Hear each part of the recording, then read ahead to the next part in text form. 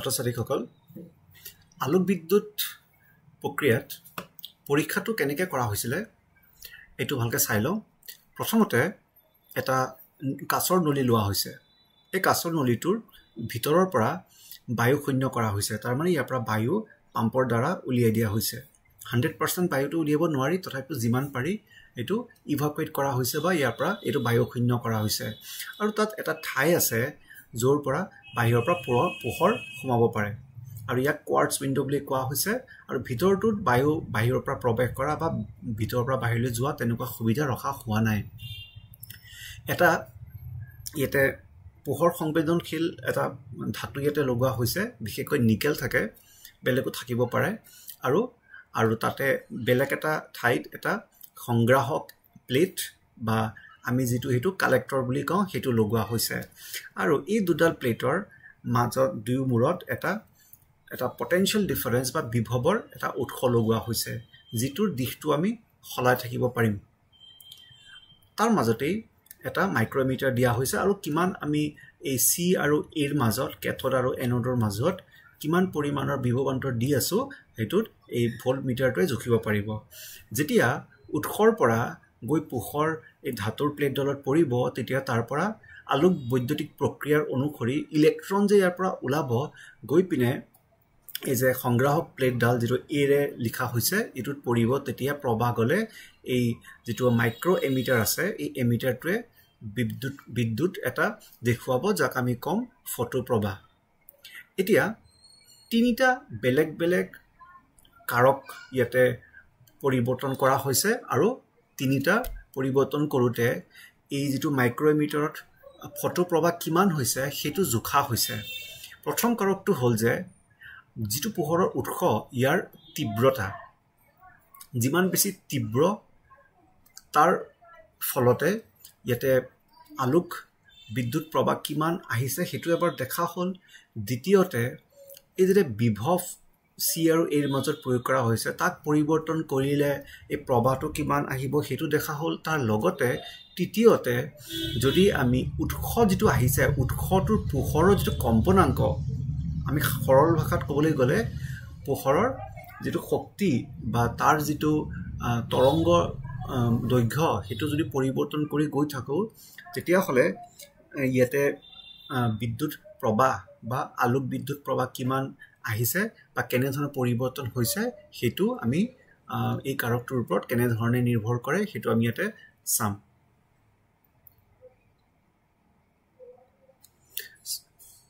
প্ৰথমতে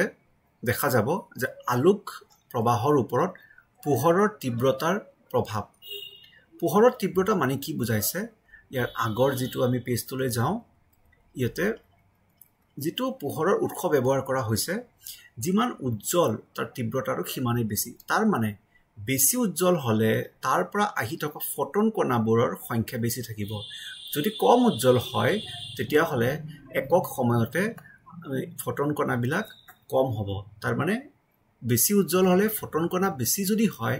তেতিয়া যেটো সংবেদনশীল ধাতুটো আছে তাত 1 সেকেন্ডত বেছিকে ইলেক্ট্ৰন ওলাব মানে বেছি ফটন আহিলে বেছি ইলেক্ট্ৰন ওলাব আৰু কম ফটন আহিলে তাৰ মানে কম তীব্ৰতা থাকিলে কম ফটন ওলাব আৰু যিমান বেছি ফটন ইয়াতে পৰিব সিমানে ইয়াৰ পৰা ফটো ইলেক্ট্ৰন নিৰ্গত হ'ব যিমান ফটো ইলেক্ট্ৰন নিৰ্গত হ'ব সিমানখিনিয়ে গৈ সংগ্ৰাহক প্লেটটোত পৰিব আৰু সিমানে আমি প্ৰবাহ পাব তাৰ মানে পোহৰৰ উৎসৰ বিকিৰণৰ তীব্ৰতা বৃদ্ধিৰ লগে লগে আলোক বিদ্যুৎৰ প্ৰবাহ এটো সমানুপাতিকভাৱে বৃদ্ধি হয় তীব্ৰতাৰ লগে লগে আলোক বিদ্যুৎ প্ৰবাহৰ তাৰতম্য এটা সৰল ৰেখা কাৰণ এটো সমানুপাতিকভাৱে বৃদ্ধি হয়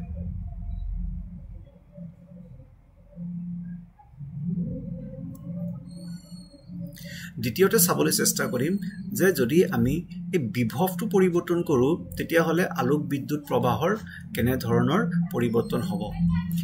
যেতিয়া 0 ভোল্টেজ দিয়া হ'ব তেতিয়া হলে এটা নিৰ্দিষ্ট আমি তীব্ৰতাৰ বাবে চাওঁ দেই ওপৰখিনি এটা নাচাওঁ যদি 0 ভোল্টেজ থাকিব তেতিয়া কিছু পৰিমাণৰ ইয়াতে প্ৰবাহ সৃষ্টি হ'ব কিন্তু যেতিয়া আমি এই বিভৱ বেগটো বঢ়াই গৈ থাকো তেতিয়া প্ৰবাহৰ মানটো বাঢ়ি গৈ থাকিব ঠিকই এটা নিৰ্দিষ্ট বিভৱৰ পিছত ই সৰল ৰেখা হৈ যাব বা ইয়াক সংপৃক্ত হৈ যাব মানে যিমানে তুমি ভোল্টেজ বঢ়াই গৈ থাকা কিয়নো ইয়াতে প্ৰবাহৰ মানটো নাবাঢ়ে নেগেটিভ সাইডত চাবলৈ যদি যাওঁ যিমানে আমি বিভৱটো ইয়াতে উল্টা কৰি গৈ থাকো কাৰণ উল্টা কৰি গৈ থকা মানে কি বুজাব যে এই যে ইলেক্ট্ৰনবোৰ যে আহিব ইলেক্ট্ৰনবোৰটো নেগেটিভ চাৰ্জ আমি যদি এই সংগ্ৰাহকটো যদি নেগেটিভ কৰো তাৰমানে ইলেক্ট্ৰনবোৰক এইটো কি কৰিব পাৰিব বিকৰ্ষণ কৰিব পাৰিব যিমান বেছি নেগেটিভ হৈ গৈ থাকিব সিমানে বিকৰ্ষণ কৰা তাৰ এটা সম্ভাৱনা বাঢ়ি যায় কিন্তু এনেকুৱা এটা বিভৱৰ বাবে এই ইলেক্ট্ৰনবোৰ কি হ'ব উভতি যাব লাগিব চুব নোৱাৰে এক তেতিয়া হলে ইয়াতে প্ৰবাহৰ মানটো শূন্য হ'বগে আৰু যেটো প্ৰবাহৰ মানৰ কাৰণে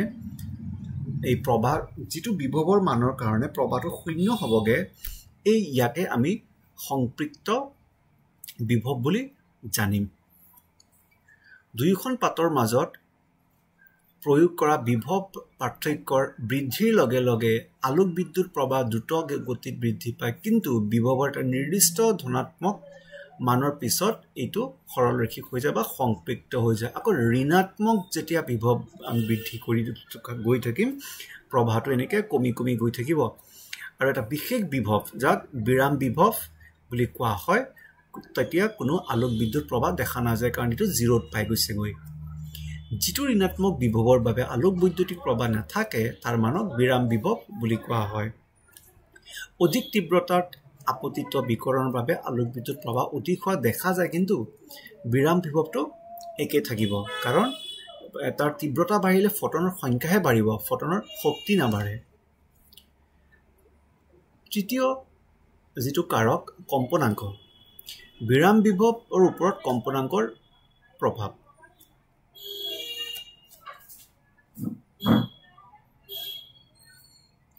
যিমান আমি কম্পনাংক বঢ়াই গৈ থাকিম যেনে নিউ 1 এটা কম্পনাংক তাতকে অলপ বেছি নিউ 2 কম্পনাংক তাতকে বেছি নিউ 3 কম্পনাংক তেতিয়া ইয়াৰ আগৰ যেটো আমি ভিৰ পৰিৱৰ্তন কৰিছিলো যিকোনো এটা নিৰ্দিষ্ট আইৰ বাবে বা তীব্ৰতাৰ বাবে ইয়াতে আমি বেলেগ বেলেগ তিনটা কম্পনাংকৰ কাৰণে যদি একেখিনি বিভৱৰ পৰিৱৰ্তন চাবলৈ যাওঁ তেন দেখিবা যে বিৰাম বিভৱটো কি হ'ব বেছি মাইনাসত হৈ যাব তাৰ মানে যিবোৰ আহি থকা ইলেক্ট্ৰনবোৰ আছে যেটো এই সংগ্ৰাহক প্লেটখনত পৰিব হিহতে বেছি শক্তি কঢ়িয়াই আনিছে একেবাৰে পোহৰৰ উৎসটোৰ পৰা মানে যেটো বেছি কম্পনাংক হেতুৱে বেছি শক্তিৰে ইলেক্ট্ৰনটা উলিয়াই দিছে ইলেক্ট্ৰনৰ বেছি শক্তি হোৱাৰ কাৰণে এই যেটো নেগেটিভ টাৰ্মিনেলটো আছে হেতু ইয়াক উলুটাই পঠিয়াবৰ কাৰণে বেছি নেগেটিভ বা বেছি ঋণাত্মক বিৰাম বিভৱৰ প্ৰয়োজন পোহৰৰ কম্পনাংক যিমানে বেছি হ'ব সিমানে পোহৰৰ নিৰ্দিষ্ট তীব্ৰতাৰ বাবে বিৰাম বিভৱৰ মান অধিক হোৱাৰ সম্ভাৱনা ডাঙৰ হয় তাৰ মানে ধৰি লোৱা যদি ৰঙা পোহৰ ব্যৱহাৰ কৰা তেতিয়া এইটো V01 ত যদি আমি প্ৰবাহ শূন্য পাওঁ তাৰ পিছত যদি তুমি নীলাৰ পিছত যদি ৰঙা ব্যৱহাৰ কৰা তেতিয়া হলে তা আৰু বেছি নেগেটিভ ভোল্টেজ লাগিব আকৌ এক্স-ৰে যদি ব্যৱহাৰ কৰা তেতিয়া আৰু বেছি নেগেটিভ ভোল্টেজ লাগিব আহি থকা ইলেক্ট্ৰন বিলাকক উভতাই বিকৰ্ষণ কৰি উভতাই পঠিয়াই দিবৰ বাবে বৃহৎ কম্পনাংক মানে ফটো ইলেক্ট্ৰন বুৰক অধিক গতি শক্তি প্ৰদান কৰা হয় আৰু ইয়াক ৰখাবলৈ অধিক ঋণাত্মক বিভৱৰ প্ৰয়োজন হয় সো এই তিনটা কাৰকৰ লগত যিবোৰ লেখবোৰ আছে লেখবোৰ প্ৰয়োজন আমি এটো বুজাই পিনে লিখিব পাৰিব লাগিব পৰীক্ষাৰ কাৰণে